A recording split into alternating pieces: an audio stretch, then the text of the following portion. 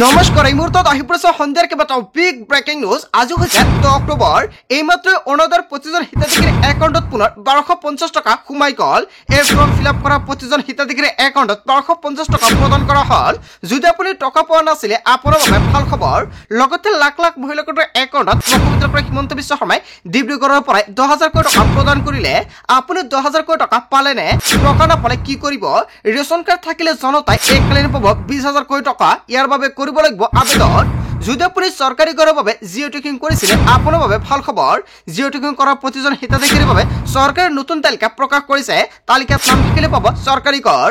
লগতে কেইবাটাও ৰাজনৈতিক খবৰৰ লগতে অৰাজনৈতিক খবৰ যুগুত কৰা হৈছে আজিৰ দিনটোত।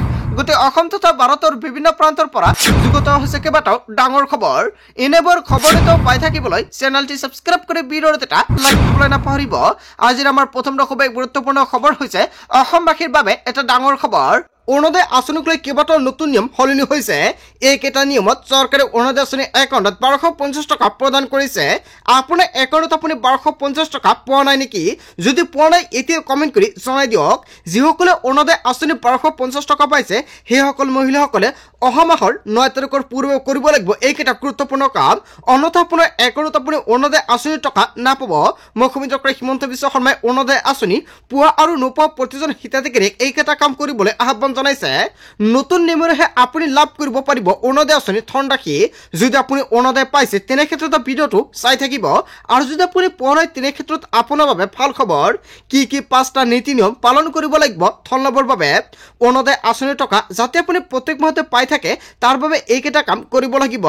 প্ৰতিগৰাকী অৰুণোদয় হিতাধিকাৰী কৰিব লাগিব KYC। হয় বন্ধু বান্ধৱীসকল, যদি আপুনি এতিয়ালৈকে KYC কৰা নাই অতি শীঘ্ৰে KYC কৰক। আপুনি কেনেকৈ KYC কৰিব? যদি আপুনি অৰুণোদয় টকা পোৱা নাই তেনে ক্ষেত্ৰত আপোনাৰ বাবে এটা ভাল খবৰ। বহুতো মহিলাই কমেণ্ট কৰিছে দাদা অৰুণোদয় আঁচনি 1250 টকা আমি পোৱা নাই। সেয়েহে যদি আপুনি টকাটো পোৱা নাই অতি শীঘ্ৰে বেংকত যাওক আৰু আপুনি KYC ফৰ্ম এটা ফিল আপ কৰক। আপুনি KYC ফৰ্মটো বেংকৰ পৰাই লাভ কৰিব। লগতে যিসকলে টকা পাইছে সেইসকলক কৰিব লাগিব। যদি আপুনি এতিয়ালৈকে KYC কৰা নাই হ'ব পাৰে এই মাহতে টকাটো আপুনি পাইছে অহা মাহত আপুনি নাপাব পাৰে। এক্টিভ মোবাইল নম্বৰ দিব লাগিব প্ৰপত্ৰ পূৰণৰ সময়তে। চ' বন্ধু বান্ধৱীসকল আপুনি যেতিয়া প্ৰপত্ৰটো ফিল আপ কৰিব আপোনাৰ মোবাইল নম্বৰটো আপুনি লিংক কৰি দিব। যেতিয়া চৰকাৰৰ ফালৰ পৰা 1250 টকা প্ৰদান কৰিব লগে লগে আপোনাৰ মোবাইলত মেছেজ আহিব। আপোনাৰ বেংকত চেক কৰিবলৈ নালাগে। যদি মোবাইল সলনি কৰে তেনে ক্ষেত্ৰত চৰকাৰক জনাব লাগিব। তেতিয়া নতুন নম্বৰটো চৰকাৰী বিষয় তালিকাত অন্তৰ্ভুক্ত কৰিব পাৰিব। ৰাজ্যৰ প্ৰতিটো ব্লকত থাকিব অৰুণোদয়ৰ সহায়ক। যদি আপোনাৰ বেংকৰ KYCটো কৰা আছে তথাপিও আপোনাৰ একাউণ্টত অৰুণোদয় আঁচনি 1250 টকা পোৱা নাই তেনে ক্ষেত্ৰত আপোনাৰ ব্লকত যাব লাগিব। আৰু ব্লকত গ'লে সম্পূৰ্ণকৈ জানিব পাৰিব কিহৰ বাবে আপোনাৰ একাউণ্টত আপুনি টকাটো পোৱা নাই বা টকাটো পাবলৈ হ'লে কি কাম কৰিব লাগিব। ব্লকৰ পৰা সম্পূৰ্ণকৈ সহায় কৰা হ'ব সহায়কসকলে। ধন নাপালে ব্লকৰ কাৰ্যালয়ত গৈ আপুনি দিব পাৰিব অভিযোগ। অভিযোগৰ বাবে চৰকাৰৰ তৰফৰ পৰা মুকলি কৰা হ'ব ফোন নম্বৰ আৰু সেইটো হেল্পলাইন নম্বৰৰ জৰিয়তে আপুনি সকলো অভিযোগ দিব পাৰিব। অৰুণোদয় ধন লাভৰ বিসংগতি হ'লে ঘৰৰ পৰাই দিব পাৰিব আপুনি অভিযোগ। পূৰ্বতে অৰুণোদয় পাই থকা লোকৰ মৃত্যু হ'লে পৰিয়ালে পাব অৰুণোদয়ৰ ধনৰাশি। হয় বন্ধু বান্ধৱীসকল এটা ভাল খবৰ দিছে। যদি আপোনাৰ ঘৰত কোনে অৰুণোদয় আঁচনি পাই আছিলে আৰু এতিয়া মৃত্যু হৈছে তেনে ক্ষেত্ৰত আপোনাৰ ঘৰৰ যিকোনো এজন ব্যক্তিয়ে অৰুণোদয় আঁচনি লাভ কৰিব। হেল্পলাইন নম্বৰত জনাই দিব পাৰিব আপোনালোকৰ সকলো ধৰণৰ অভাৱ আৰু অভিযোগ বা আপুনি হেল্পলাইন নম্বৰত কল কৰিলে আপোনালোকৰ সকলো ধৰণৰ সমস্যা সমাধান কৰি লৈ ল'ব পাৰিব। নতুন নিয়মেৰেহে আপুনি লাভ কৰিব অৰুণোদয় আঁচনিৰ ধনৰাশি। আজিৰ ভিডিঅ'টো সকলোৱে বেছিকৈ শ্বেয়াৰ কৰি দিব। আৰু যদি কোনোৱে ভাবিছে নতুনকৈ অৰুণোদয় আঁচনিত আবেদন কৰিব নিশ্চয় কৰিব পাৰিব। তাৰপিছত অসমবাসী ৰাজক জনাইছো আমাৰ পৰৱৰ্তী খুবেই গুৰুত্বপূৰ্ণ খবৰ লগতে ডাঙৰ খবৰ। লাখ লাখ অংগনবাড়ী আশাকৰ্মী জীৱিকা হকী টিউটৰ আৰু ৰান্ধনিৰ বাবে ভাল খবৰ আহি পৰিছে। অসমৰ মুখ্যমন্ত্ৰী হিমন্ত বিশ্ব শৰ্মাই এইকেইটা টকা বৃদ্ধি কৰিছে। আপুনি টকা পাইছে নে নাই? যদি আপুনি পাইছে কিমান টকা লাভ কৰিছে আপোনাৰ বেংক একাউণ্টত? যদি আপুনি দৰমহা পোৱা নাই কমেণ্ট কৰি জনাই দিয়ক। দৰমহা বৃদ্ধিৰ লগতে এককালীন সাহায্য লাভ কৰিব অংগনবাড়ীৰ কৰ্মীসকলে। অংগনবাড়ীৰ কৰ্মী সহায়কৰ সন্তানৰ বাবে চিন্তা চৰ্চা কৰিছে চৰকাৰে। 1 অক্টোবৰৰ পৰা বৃদ্ধি পাব অংগনবাড়ী কৰ্মী সহায়িকাৰ দৰমহা। ৰাজ্যৰ লাখ লাখ আশা কৰ্মী আৰু ছুপাৰভাইজাৰ সকলৰ বাবে ডাঙৰ খবৰ আহি পৰিছে।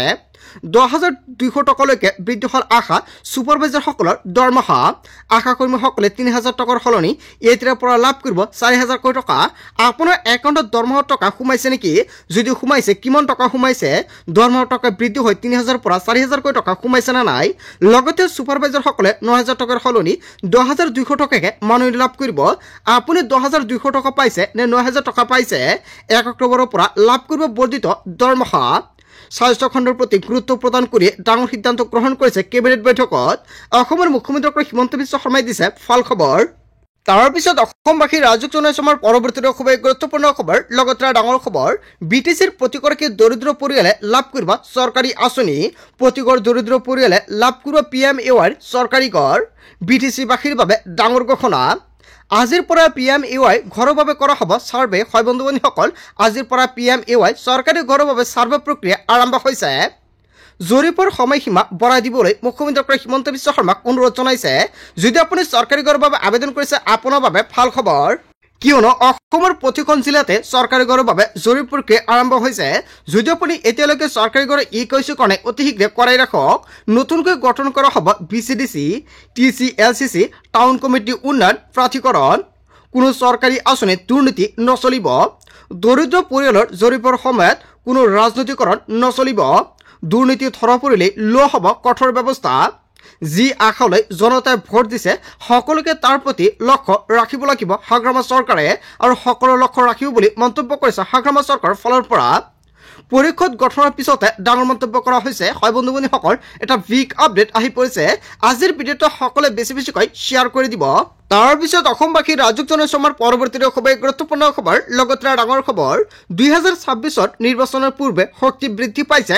কংগ্ৰেছত আজি বৃহৎ যোগদান কাৰ্যসূচী একেলগে শতাধিক নেতাকৰ্মীৰ যোগদান কংগ্ৰেছত প্ৰাক্তন বিধায়কসহ জাতীয় সংগঠনৰ নেতাসহ শতাধিক নেতাই যোগ দিব কংগ্ৰেছত যোগদান কৰিব প্ৰাক্তন বিধায়ক কাৰ্তিক সিনহাই কেৱল এয়াই নহয় কৃপ চলিহাৰ পুত্ৰ আকাৰ্ষিক চলিহাই যোগদান কৰিব কংগ্ৰেছত জ্যেষ্ঠ অধিবক্তা নৱজ্যোতি কৌৰেও যোগদান কৰিব কংগ্ৰেছত 2026 নিৰ্বাচনৰ পূৰ্বে শক্তি বৃদ্ধি পাইছে কংগ্ৰেছৰ হয় বন্ধুবান্ধৱীসকল এটা বিগ আপডেট আহি পৰিছে আজিৰ ভিডিঅ'টো সকলোৱে বেছিকৈ শ্বেয়াৰ কৰি দিব তাৰ পিছত অসমবাসী ৰাজুক জনাইছে আমাৰ পৰৱৰ্তী খুবেই গুৰুত্বপূৰ্ণ খবৰ লগতে ডাঙৰ খবৰ ৰাজ্যত আকৌ হ'ব বৃহৎ উচ্ছেদ অভিযান মুখ্যমন্ত্ৰীৰ নিৰ্দেশৰ পাছতে কঠোৰ হৈ পৰিছে চৰকাৰ ঘৰে ঘৰে গৈ উচ্ছেদৰ জাননী প্ৰশাসনৰ 15 দিনৰ ভিতৰতে চৰকাৰী ভূমি খালী কৰাৰ কঠোৰ নিৰ্দেশনা জাৰি কৰিছে লুটুমাৰী সংৰক্ষিত বনাঞ্চল দখলকাৰীৰ বিৰুদ্ধে কঠোৰ হৈ পৰিছে প্ৰশাসন শীঘ্ৰে কামপুৰৰ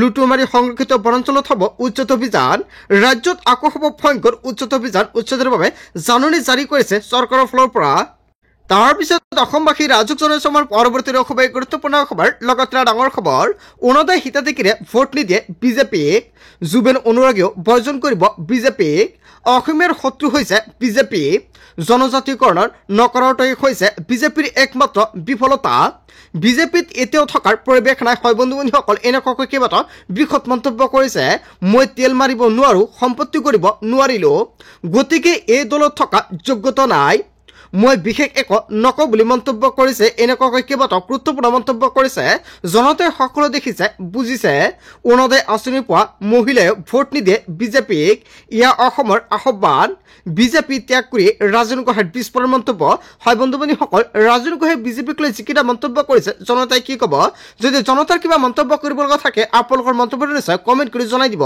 লগতে অৰুণোদয়ৰ হিতাধিকাৰী বিজেপিক ভোট নিদিয়ে নেকি অসমীয়াৰ মন্তব্যটো কমেণ্ট কৰি জনাই দিব তাৰ পিছত অসমবাসী ৰাজুক জনাইছে আমাৰ পৰৱৰ্তী খুবেই গুৰুত্বপূৰ্ণ খবৰ লগতে ডাঙৰ খবৰ ৰাজন গোহাঁইক লৈ ডাঙৰ মন্তব্য কৰিলে অসমৰ মুখ্যমন্ত্ৰী হিমন্ত বিশ্ব শৰ্মাই দেশৰ বাবে জাতিৰ বাবে কাম কৰক ৰাজন গোহাঁইয়ে বিজেপিৰ প্ৰতি ৰাজন গোহাঁইৰ অভূতপূৰ্ব বৰঙণি আৰু অৱদান আছে দল থেকে ৰাজন গোহাঁইৰ ভৱিষ্যত ৰাজনৈতিক জীৱন শুভেচ্ছা ৰাজন গোহাঁইক লৈ ডাঙৰ মন্তব্য কৰিলে অসমৰ মুখ্যমন্ত্ৰী হিমন্ত বিশ্ব শৰ্মাই ৰাজন গোহাঁইক লৈ পুনৰ অসমৰ মুখ্যমন্ত্ৰী হিমন্ত বিশ্ব শৰ্মাৰ বৃহৎ মন্তব্য তাৰ পিছত অসমবাসী ৰাজুক জনাইছে আমাৰ পৰৱৰ্তী খুবেই গুৰুত্বপূৰ্ণ খবৰ লগতে ডাঙৰ খবৰ জুবেন গাৰ্গৰ মৃত্যুক লৈ 5টা বিগ আপডেট আহি পৰিছে মুখ খুলিলে গৰিমা শইকীয়া গাৰ্গে ছিংগাপুৰত নেগলেক্ট কৰা হৈছিল জুবেন গাৰ্গ বাগুৰীয়া হৈ নিঠুৰা হৈ পৰিছিল কিয় ছিংগাপুৰত এনেকুৱা হ'ল জুবেন গাৰ্গৰ লগত ইহঁতৰ পাৰ্টিত যোৱাৰ সময়ত জুবিনে বেগত ভৰাই লৈ গৈছিল টেবলেট।